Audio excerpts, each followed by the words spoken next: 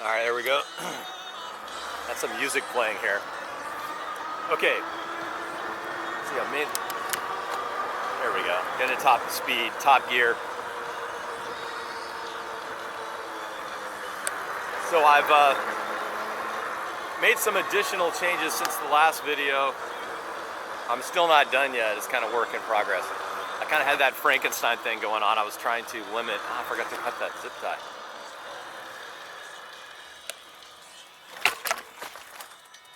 Second here. I'm gonna go a little slow here. For some reason, the camera went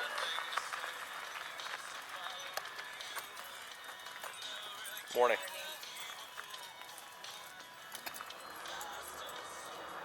Okay. So, I'm doing a morning commute here. You can see, you should be able to see the screen just fine. I had the camera one time I did a test where the two spheres, the front and the back, oh yeah, I got my bell back too, nice. Anyway, the two spheres, they were cutting this so visually you couldn't see very well. The way I have it angled right now, I'm hoping you're able to see this better. So you'll be able to see I'm really close to 3,000 miles. Kind of a nice milestone. And even though I removed the left hand brake for a while that controls the front brakes, people were freaking out, and rightfully so. It was really weird, I must say. You do end up using both quite a bit. It was nice too, like with this hand, you're messing with something else, or your phone, you still have a brake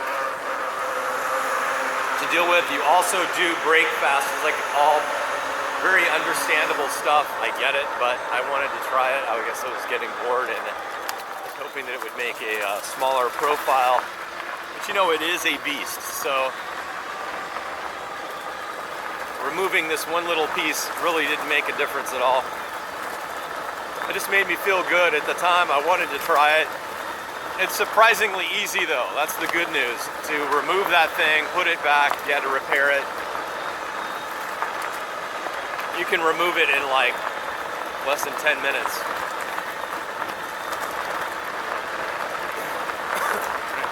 So, that's nice. I'm also going to, I've got everything bunched over here. I'm gonna fix that too. I don't have a lot of room.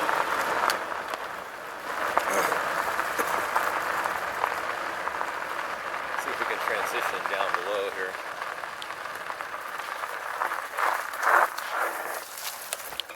Yeah.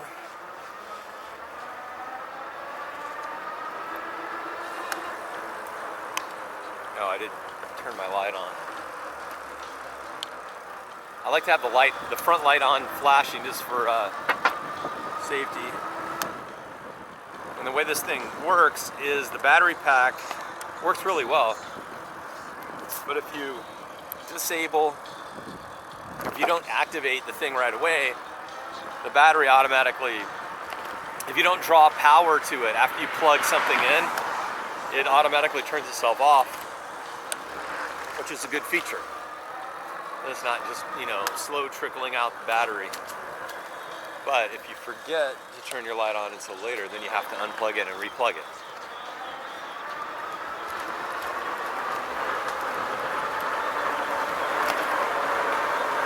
Ow! Like over chewing and it bit my lip. That seems weird.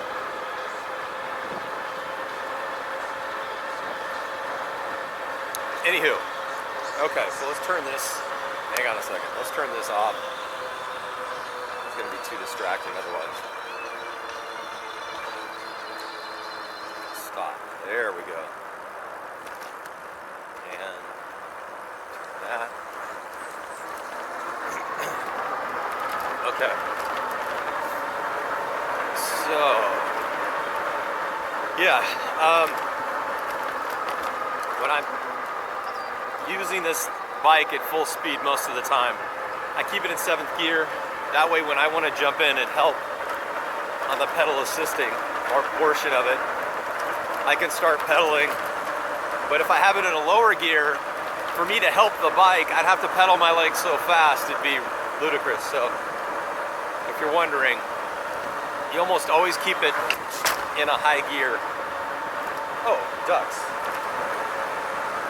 That was cool. I should have stopped, but I'm trying to get into work at a decent time. There's more duck over there.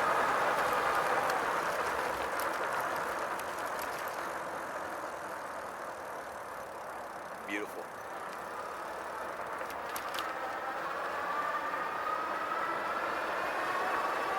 So,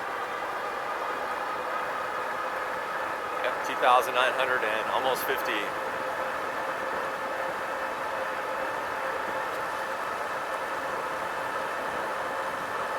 So with the camera, I'm looking also at other options, maybe around Christmas. I don't think with phones, I'm going to make much of a change there. Mainly with 360 cameras, yes though. With phones, I have this, I was testing out Google Fi's network. And for those of you who don't know what Google Fi is, they are basically an aggregator, if you will. They don't own any particular cell towers or whatever. In fact, they run on, see, there was a good thing to have two brakes. They run on the backs of all the other networks, your AT&Ts, your T-Mobiles, Verizon, Sprint. And it bounces like to the best signal. Anyway, I thought I might actually have a better plan. It's good if you don't use your phone much at all. It's a good service. But if you do use your phone a lot for data, stuff like that, which I definitely was doing, it was just becoming too expensive. Really wasn't worth the money. I wonder if this is going to trigger, or do I need to go to that light? So with the Nexus, then I'm going to trigger the light. Then I went over to Straight Talk and thought, hey, that's kind of a similar concept. Wait. Straight Talk. The problem is, with Straight Talk, they don't offer, or even don't appear to be considering letting you do hotspots from your phone. And that's just really stupid. If you're paying for it anyway, what do they care which device is coming from? But they do limit it. So Straight Talk's a great value, and the service is great for me because it actually rides on the back of AT&T, which is a strong network. The problem I have though is I can't do the hotspot, and that part just sucks. So I don't recommend that. I'm now going to try out, actually, because I've had such success with AT&T, they have a pay-as-you-go program.